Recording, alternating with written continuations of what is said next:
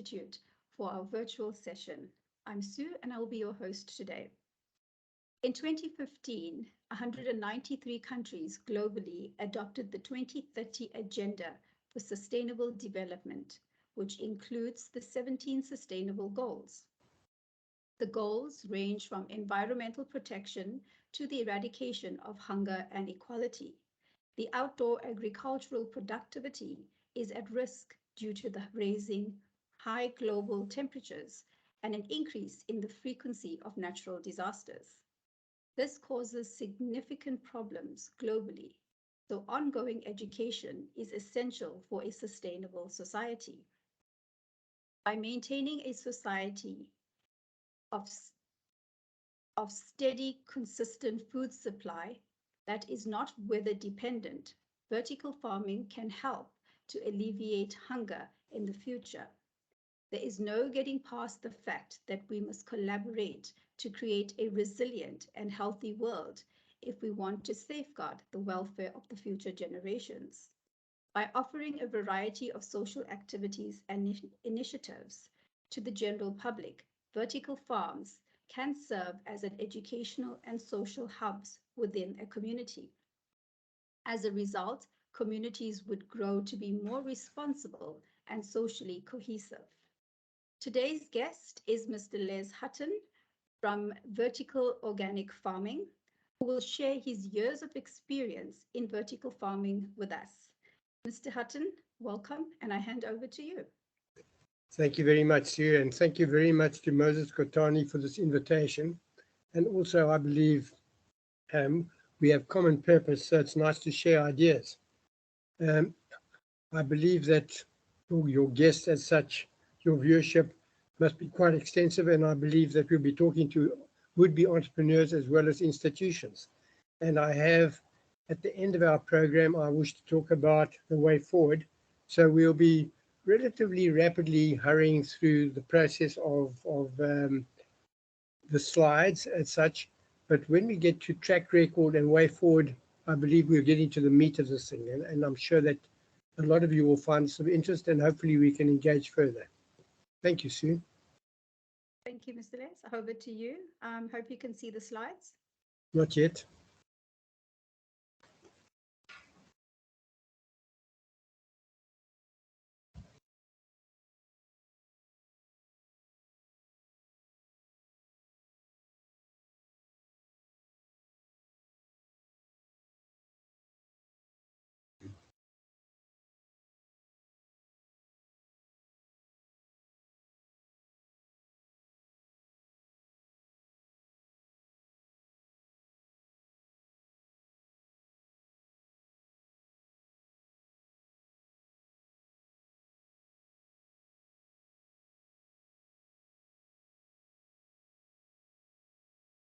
Les, can you see it? Yes, but I need to get to the start.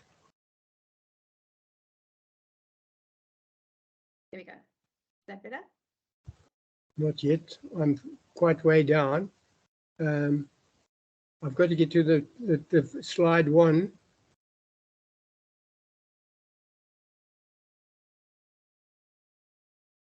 Lisa? I think we're going to have to stop recording and start from scratch.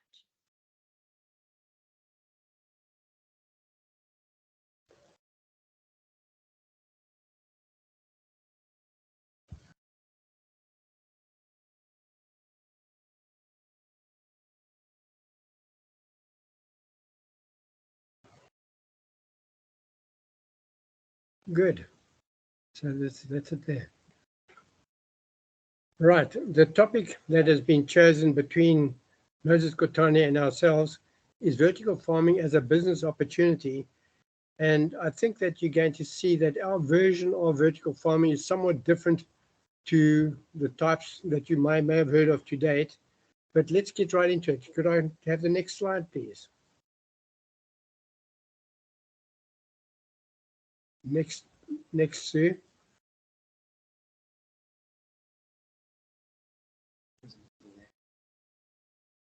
There we are. So it says vertical farming. Oops, the one above. The slide above, Sue.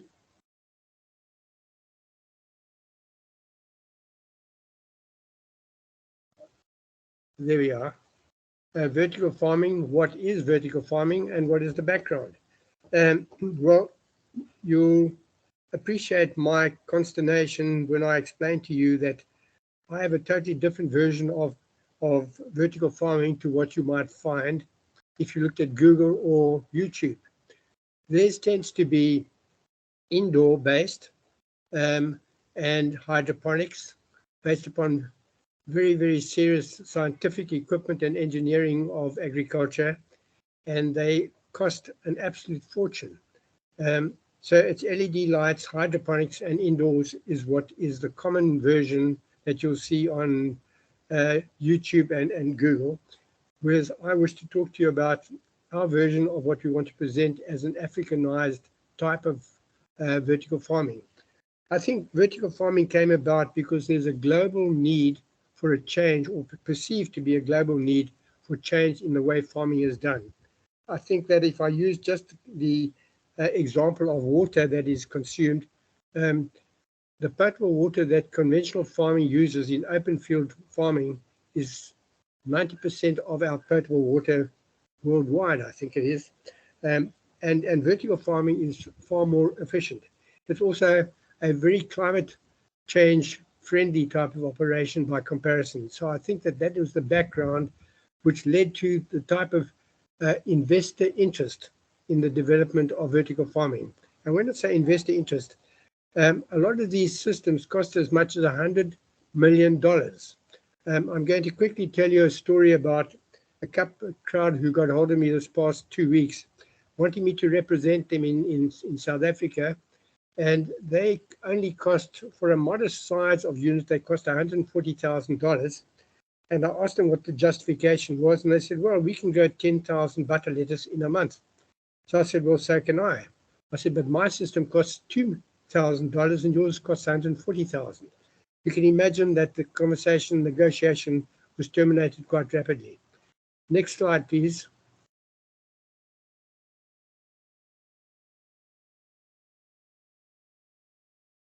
Right. So I've told you about the indoor version. We believe that nature provides the opportunities with our glorious sunshine and weather for us to do open field. So we do not have expensive systems that are very limited in what they can grow in terms of hydroponics and in terms of tiny systems. We have got quite a variable number of designs, and we have designed this specifically for African conditions. So we will see ahead different pictures of what it is that we're offering, and I think you'll begin to appreciate that we have the climate to be open air, and that's how we do it, because it's so much less costly and less limited in what we can grow. Next.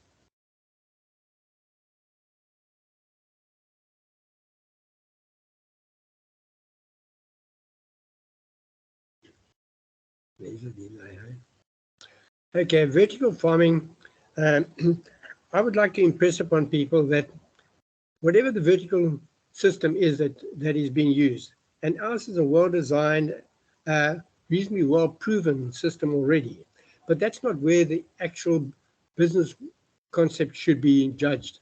It should be judged by the ongoing design improvements, the support of a technical and organizational structure of the business, the trials that we run of crop production, the markets that we evolve, and the funding that we're able to bring for our new farmers and others, commercial and otherwise.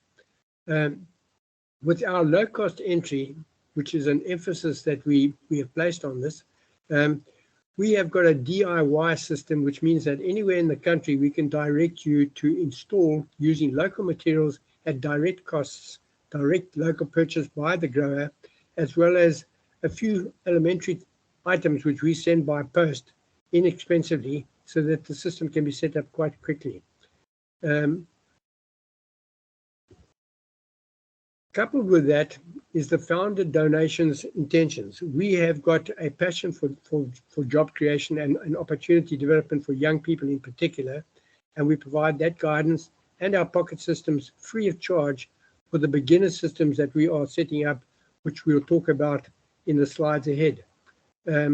Our phases of development takes people from a beginner phase of growing in vertical farming to the commercial stage where they are making, if you like, serious commercial profits as well as commercial volumes, which is what the chains require if they're going to do ongoing business with you.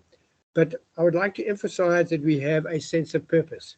Our sense of purpose is around two project names, which I think are to some extent self-explanatory.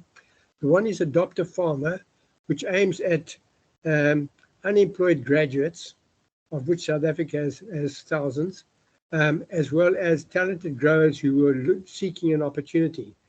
That is our sense of purpose. We derive our strategic development based upon what it is that we can achieve on their behalf. Next.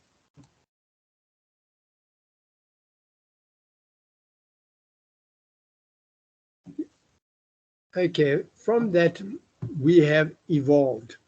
You'll see ahead as well that we have a considerable experience in community development in all parts of Southern Africa.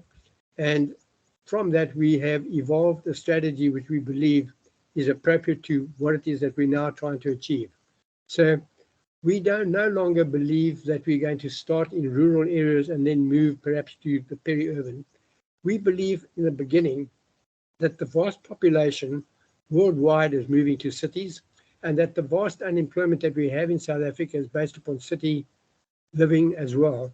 And we would like to address our initial urban vertical operations on the city-based urban markets. When you establish a new farmer, whether he's a graduate in agriculture or otherwise, the fact is that he's a beginner. He's not necessarily a terrific businessman, yet he will become so if he's given the opportunity. So we establish tolerant markets and we allow him to sell high-value crops which are very, very easy to grow. So we wish to set up a network of urban farms based upon our vertical growing, and that will then in due course extend to rural developments in a manner which I'll discuss with you. So as we said, it's unemployed graduates and talented growers are our target market. Many of these small farms, these are things we've learned along the way. So in the many, many hundreds of small farms that we've been involved in, we've come across infertile and poor soils. Our system allows for that, so that when a plant is placed in our particular medium and our fertilization process, it's going to grow. So to achieve tolerant markets, we engage with schools and we engage with direct churches who are affiliated to those schools. And this is going to be, I hope, an eye-opener for many, and we believe that this is going to allow beginners to get their foot in the door, become self-sustaining, and then from there graduate in phases to the hospitality industry, and then ultimately with our connections to the WRC to certain chains of our normal chains so that they can supply the mainstream economy of our country. Next.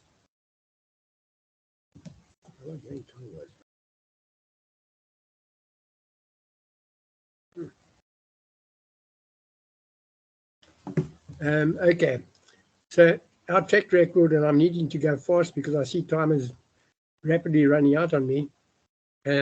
You'll see that we've had 30 years of community experience, and we have many testimonials, but amongst them is one from Rotary International, which is particularly complimentary and illustrates our passion for what it is that we're doing. Next.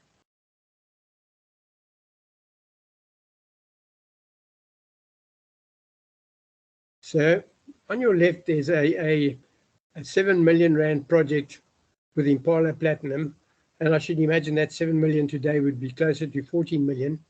Adjacent to it is Natal Portland Cement at Port Shepstone, which was 4 million, which could be 8 million today. And you see the farm adjacent to it there. Below that is Mbali and Kochi, which is at our Inanda Dam here in KwaZulu-Natal. And Mbali and Kochi were trained by us through Sadara, and we were the accredited organic trainers for Sedora in KwaZulu-Natal. And that relationship with Mbali and Kochi has led to all sorts of wonderful things. We're involved with ultimately with Walmart and an expansion of that program to 25 other small farmers with massive orders coming through. Thank you. Next.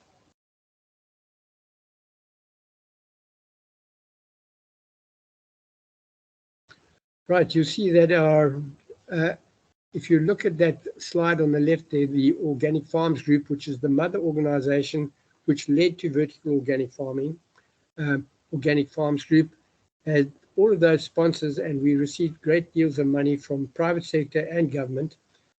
Adjacent to that picture is that is Soweto Farmers of the Year under our auspices.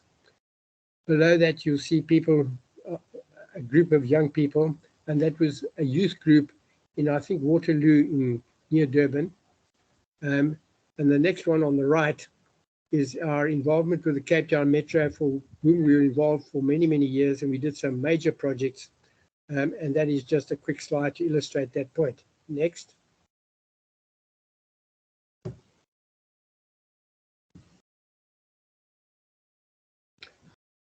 There's our ex-president Jacob Zuma with the farm in the background at Giyani. The farm in the middle, I believe, is Buffalo City in the Eastern Cape.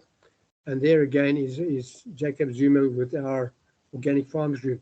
The president was most complimentary of us in those days. Thank you. Next.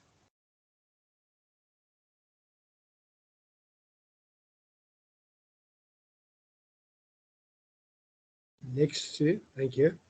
Okay, now we're on to the subject matter. I want you to look at these and realize that most of these pictures are 22 years old. So under the auspices of Woolworths and Pick n Pay, who gave us a grant for training and establishment at Cato Manor, at what today I believe is a TVET college, we did a variety of things. On the left, you see 2 walls of beans which grew prolifically. These 2 young people, well, Nicholas, we retained contacts with. He now has a large farm at Ndwedwe. The next one shows a vast array of lettuce. The growing in those particular circumstances illustrates the effectiveness of the way that we did things. It was quite simple, but very effective.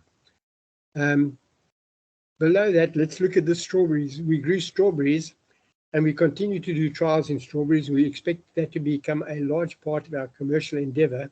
And those strawberries on the right there were in fact grown on that system. The adoptive farmer stand on the extreme left there is just a beginning process of what ultimately led to a deal with a number of large organizations, which I'll explain on our one of our next slides. Thank you, Sue.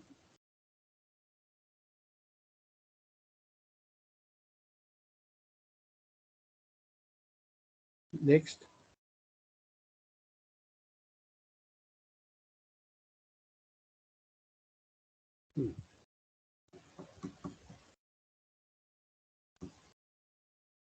Right, this is our training program, and I'm really going to rush through it. There you see is our training. Oops, go one back, please. One back, please, Sue. There we are. That's our training center with its sign. This is a Mozambique sent people with the support from the KwaZulu-Natal government, which we trained. On the right in blue are the ladies from Mpumalanga. The bunch down on the left there is from KwaZulu-Natal. And then on the right there we have Mbali and Kochi.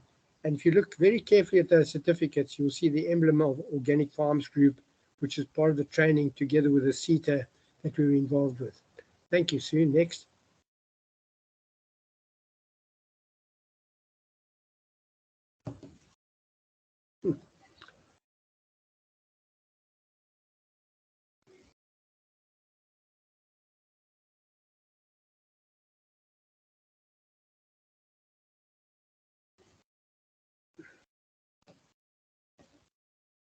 Right, now we're talking about the way forward.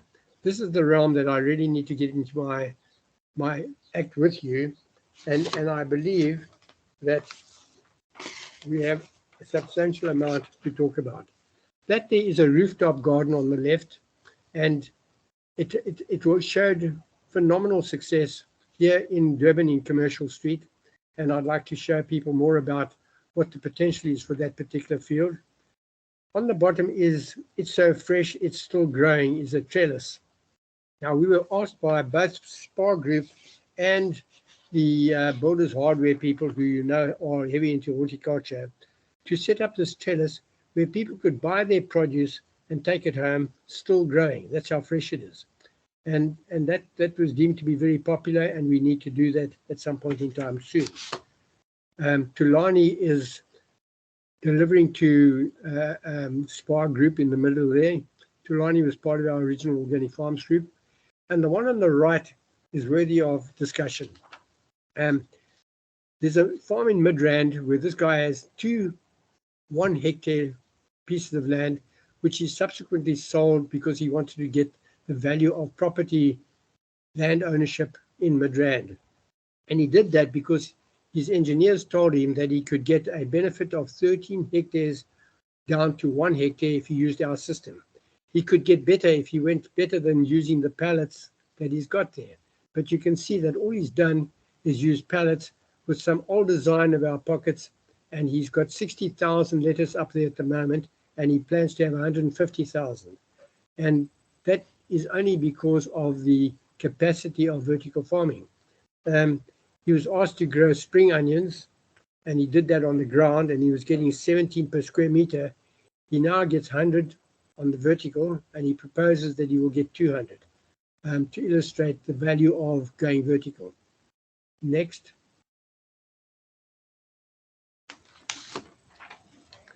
Right. Going on to what it is that we want to talk to you about. The Strenu Foundation got hold of us and said that they wanted us to grow at private schools and that the profits should be used to provide bursaries for less privileged kids to attend those private schools. Wonderful project, very much in line with our sense of purpose. Through my connections on LinkedIn, I received an invitation from Sir Richard Branson of Virgin fame, saying that they would like to have an observer status to see how this goes. I don't know where that'll lead to, but I believe that ultimately a lot of foundations are going to want to get involved.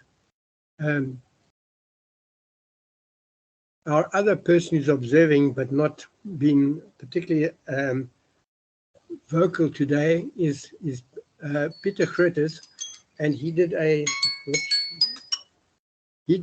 project with a company at a charity where they put up a system, and the company paid for the system and the charity enjoys the profit from it.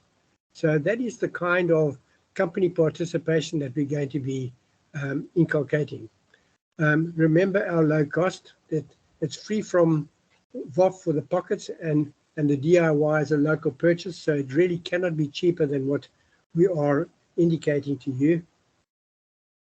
We're hoping that institutions and cooperatives and others will join us for an elementary proof of concept. That will cost about 2,000 rands to set up.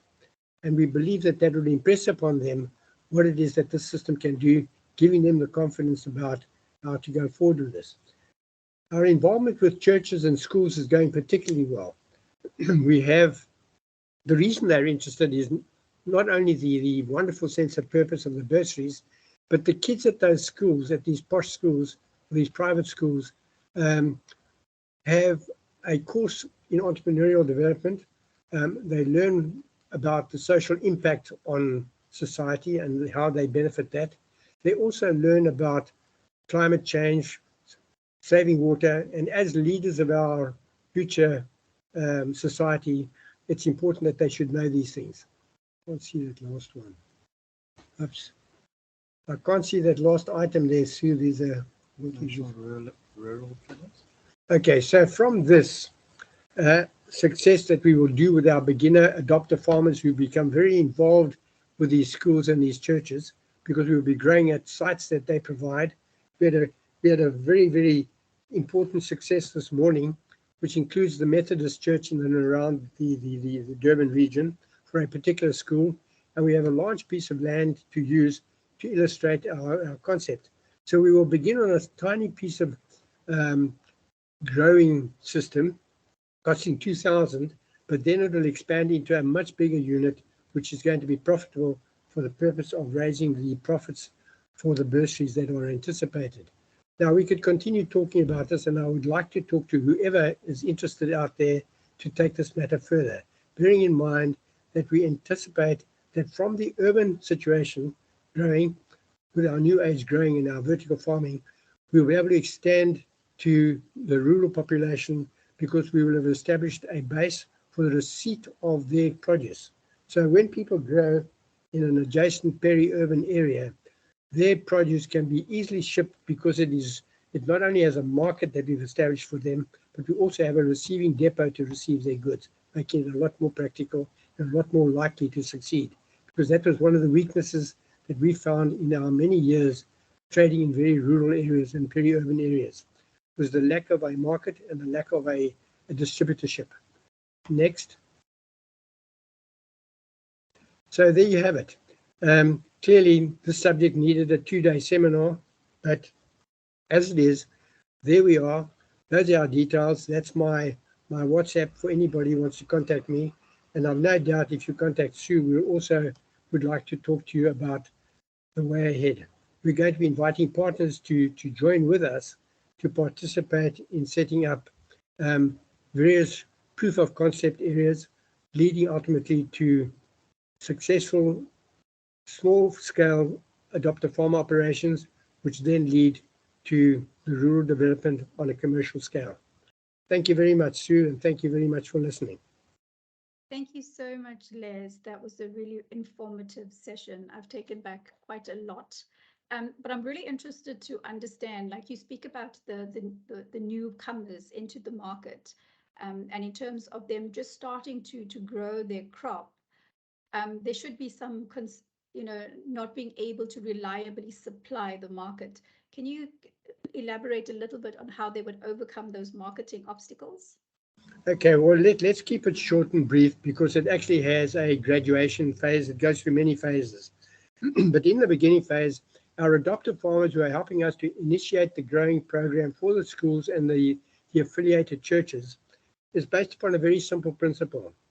When they know what our sense of purpose is, the mum of the children who are growing the produce is clearly a very, very staunch supporter and will buy the lettuce and the other goodies that they're going to grow. So that is a captive market in effect, or a supportive market.